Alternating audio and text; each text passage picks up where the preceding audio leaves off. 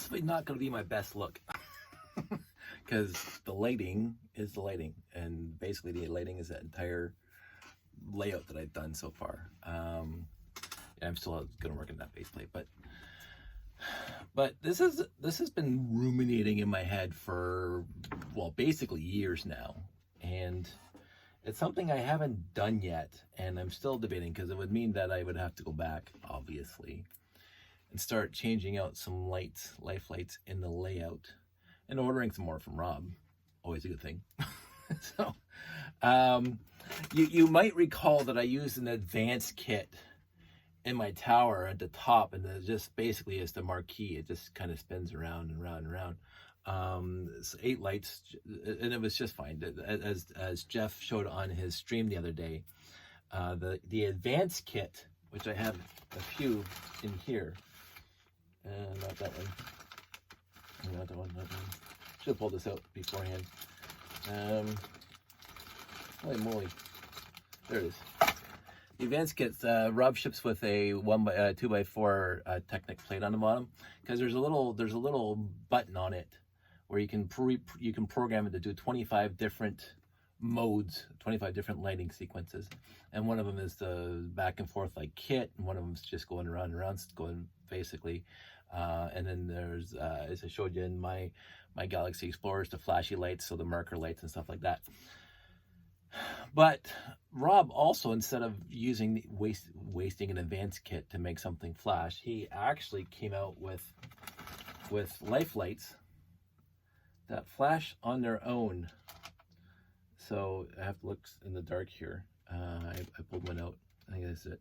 So I got a 120 volt and a 3 volt converter right here, so I can just do this easy. I can plug this into here, and you can see that this thing flashes. It's very nice. And so one of my original ideas was to use the advanced kit for the landing pads, because in that way I could have the lights going around like that. And I gave it a shot. First, the red, because it goes red, green, red on each one of these corners, right? So there's 8 reds and 4 greens. And I did that for one landing pad at the beginning of me playing with Rob Hendrick's LifeLites. And I thought that was really, really cool. But then I thought back then I had like 40 landing pads. I said, that's just going to get stupid money. Until I become a millionaire, I can't do that. So oh well, I just went with the basic, and they just stay lit. And that was good enough, because I don't want a lot of things flashing on the layout. I want some things, minimal, slightly more than minimal. I don't want like one little thing flashing, but I don't want everything flashing. It'll look like you're driving down the 70s drag strip at Vegas or something like that. Everything's flashing. I'm not interested in that. But this is a landing pad in universe, right? And one of the ideas in the huge concept of time was that I would have Rob nicely make a LifeLites kit that I could actually send a signal to from an RCX or something that would change the state of what it's doing. So it'd be flashing if there was nothing on the landing pad, for example, and if there's a ship there, it lands there in universe, it stops flashing, because the flashing, it says, hey, land here. Like basically you got the runway lights, right? Land here is flashing, like either in a circle or dimming and brightening or whatever it is. That never happened, and I can almost guarantee it will never happen, because I'm not really that interested in getting into that kind of minutiae. But it was a thought. It was honestly a thought in my head at one point in my life. So it's still stuck there, because I don't usually forget ideas for this layout and future state. So I got those advanced kits for the idea. One of the ideas was to have the lights flicker on here, to change on here. But then I thought, well, I can just put these on. Now, I have tested a bunch of these lights together. Now, they do not flash consecutively, do not flash at the same time. Basically, I don't know how Rob did it, but there's a little tiny thing in the LED that makes it flash. But the flashing on a whole bunch of them together are random. Like each one flashes sequentially, right? There's a specific time on them. But if you put 8 of them on one basic kit, after about a minute, they're not flashing at the same time. Right? Because there's no adherence to something behind the wire, at the bottom of the wire, basically saying flash now, flash now, flash now. So each one of these is individual, and each one of these just flashes on their own. And overall, they have the same, but they'll lose the same exact timing, and that's fine. So I was thinking what I would do is I would just straight up order just a whole bunch of these white flashy LEDs off of Rob and replace the green ones. So the red ones stay constantly on, and the green ones, I'll plug these things right into the basic kits underneath. And the green ones, the 4 green ones, can just flash. And yet, if I do that, I have 2, 4, 6, 8, 9 landing pads times 4, right? So we're talking 36 flashy LEDs that I have to get, and then I would have to rebuild things. Oh, and that's just underground. I'm not even talking about the tower. So that 13. No, that'd be a lot of work for me to do now. Now, if I ever overhaul the station at some point and rebuild it from scratch, or build something else, maybe that's what I'll do. But it'd be really neat to have some pips, I call them pips, some lights on the landing pad flash. Not all of them, because again, I don't want it to be too busy. And I think 4 green ones flashing is a good idea. Now again, I did that with the reds a long time ago, and I liked it, but it was just going to be too much money and too much things flashing. And having the reds on constantly and just the green ones flashing, I think it's okay. I think it's a good compromise, because if all the red ones are flashing, you basically, because 2/3 of the pips are red and 1/3 of the pips are white, green. If you have the red ones flashing, that means that 2/3 of the pips are basically going to be off half the time. So I think that'd be like boom, boom, boom, and it's like whatever. But I also wanted to talk about in this video, because that's an idea. It's just by Rob's flashy LEDs, and forget about the advanced kit. One thing that Rob came out with, and I hope that these are them, because I forgot to pull them out. Rob has a whole bunch of different lights in his thing. So he has a bunch of different styles and a bunch of different brands. Oops, I just turned that off. There we go. So this one is for a fire truck or a police car. It's blue and red. In one LED. Now, I think, to me, this is really cool. And I know there's people out there that say, it's been around for a while. Hey, you know, LEDs have the red, and there's other colors in there too. I can't figure out how I'm going to put this into the layout though, because it's not a space police layout. It's just a classic space layout. I was thinking for the hazmat team that they would have the flashy blue-red on their vehicles. I think that's again a little bit too pushing it. But again, it is the flashies in the actual LED. It doesn't have a thing behind it doing it. So you just plug it into a basic kit and it does it. And I think that's pretty cool too. I got for the fact that I am very, very blessed with my life. I got when my very good and dear friend Mike Shields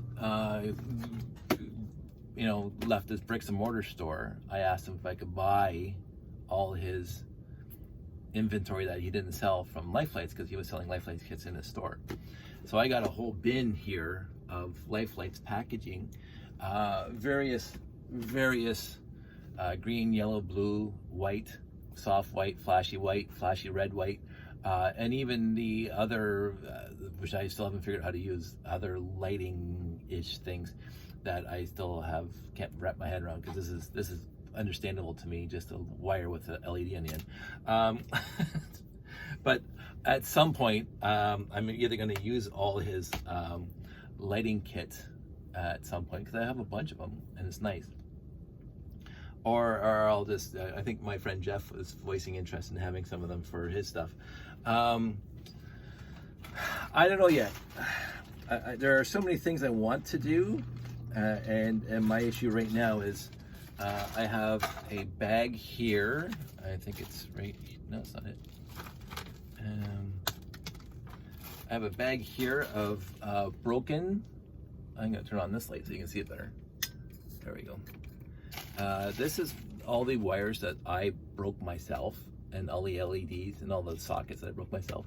I keep them because I make extension wires and I solder wires together and I make things. So because you have to daisy chain all the basic or advanced kits, like you have to put 4 in a row. And so basically I just use the ends off of broken LEDs and I just do that to make my life easier. Now you can order the jumper cables from Rob if you don't have the ability to do this yourself. And I highly recommend you do that because you don't want to be like me and you keep on wrecking broken lights and stuff like that. This is my bag of soft white that are really, really old. You can tell by the colors of the cables because all Rob's new cables are black. Back in the day, they were gray. And but these are the soft whites that I got originally from Rob years and years ago, which I never use anymore because I like the things to be bright. And this right now is just a stack of bright white LEDs that I have right now. And so I have enough to do this base plate. I think I counted out to maybe now 3, 4, 5, 6, 7. No, I only have 8, so I don't even have enough bright whites to do this, which is why I'm starting to think I could just put the greens as flashy because I have enough of these flashy white ones, and use the reds as. But then this base plate is flashy and this one is not. And I'll turn this off again because I don't like my face all brightened up. So all these ideas that I have and I want to try, and it just comes down to timing, basically. A little bit of money, obviously. Money is always going to be an issue. You know, I can't sink a lot of money into this hobby, and Lord knows that I got a huge Lego collection behind me. So I buy parts and pieces at a time from Rob. I got a big order coming in hopefully this week. It says it's shipped, so I'll have more bright whites coming in, and I'll be able to light these things up. But I do want to get slightly more flashy because even you see this right now, nothing's flashing. Right, the Galaxy Explorers are going to be flashing on here, obviously, because that's what I want. But is that enough? I don't know. I don't want to go overboard, and so I'm on the fence.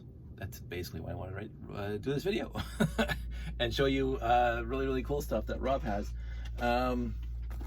Just what we were just talking about it. Let's see if I can find one that I've actually opened up already. And these things you can build right into your whatever you're building. It looks like this.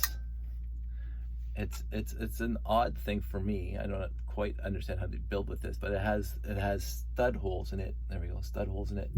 And so if you put this in here, I can't do both at the same time.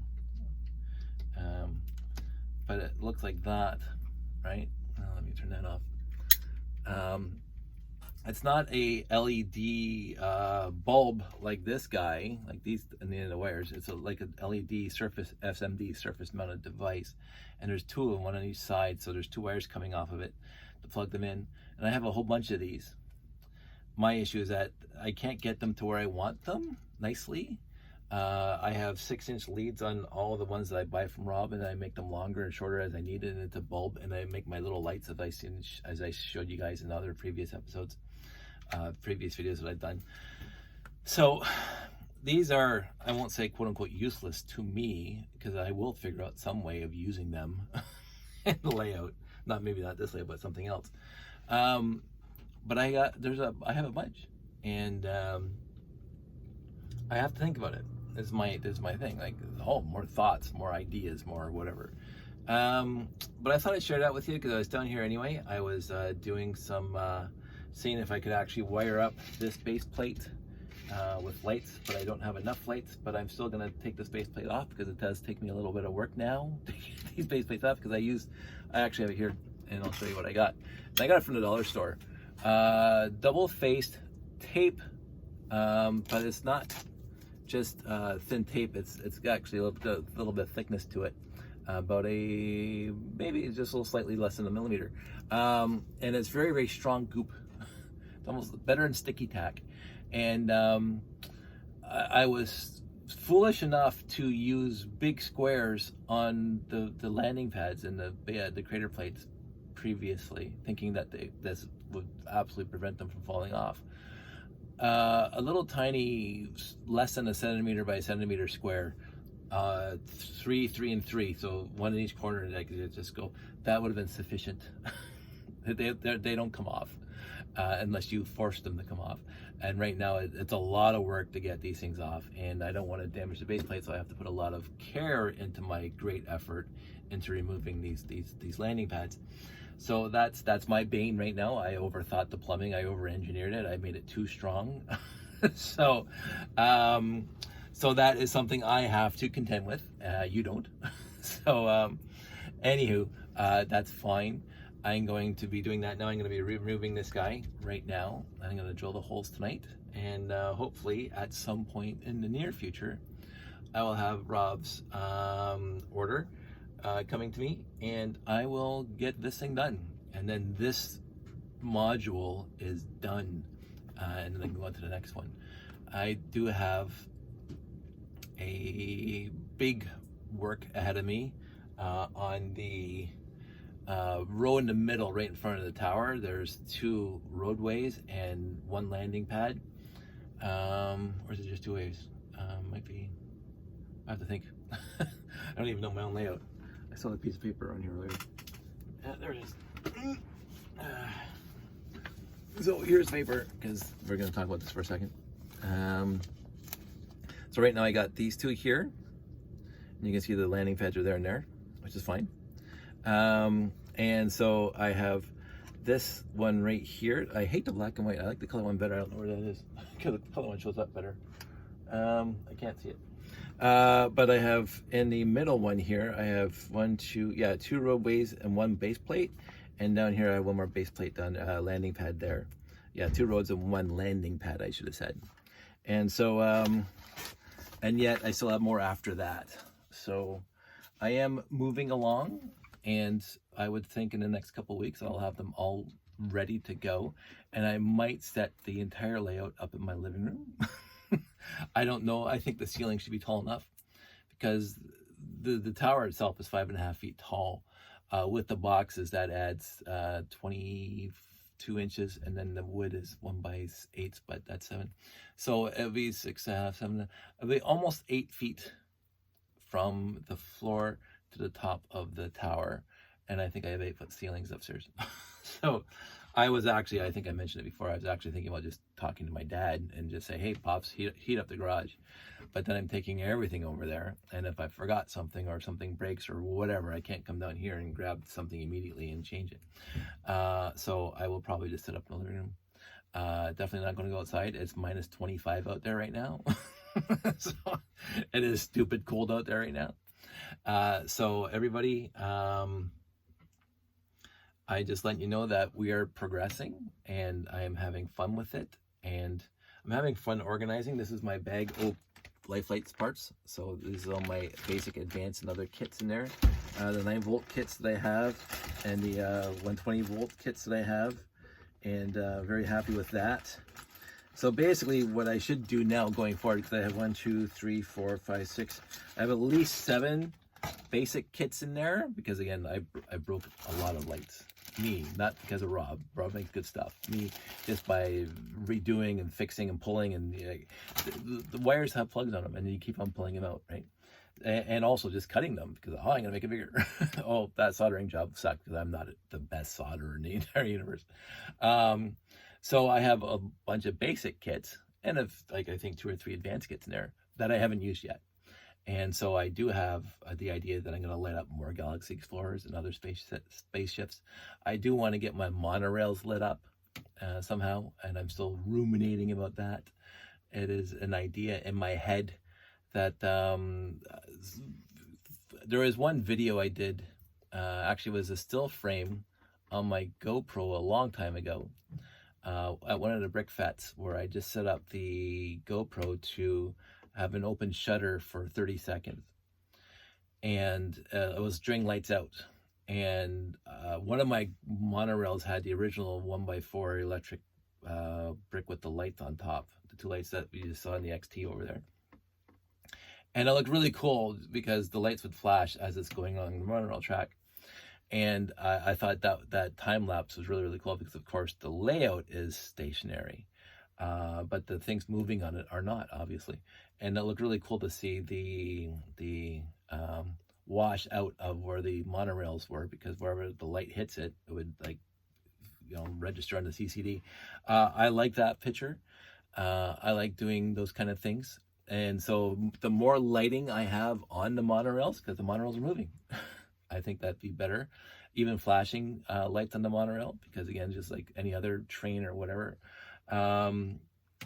stuff like that, just to add a little bit of movement without actually making movement. Flashy lights add something to it than standard just lit up lights, non-flashy lights like that. I mean, I love this, but I also like the flash. I like the flash, but again, not too much flash, because I think that's just overwhelming, and your eyes will just get tired looking at it quicker. But having one or two of these things around, I think it's a good idea. So I just have to figure out where to put them. So everybody stay safe, take care. I think I'm done this LifeLites overview. I'm still happy that Rob made them. I'm still happy that I have them. And it is a little bit of work in like making spotlights and drilling through base plates and stuff like that. It is a bit of work, but this is my hobby and I'm thoroughly enjoying it. And you don't have to do it yourself. You don't have to modify bricks yourself. You don't have to take a Dremel to bricks yourself. It's entirely up to you. As I say, I will keep on doing it, but I make sure I do it as little as possible and only when necessary. And this is necessary because I'm looking at this and I'm just absolutely loving it. So that's it. That's all.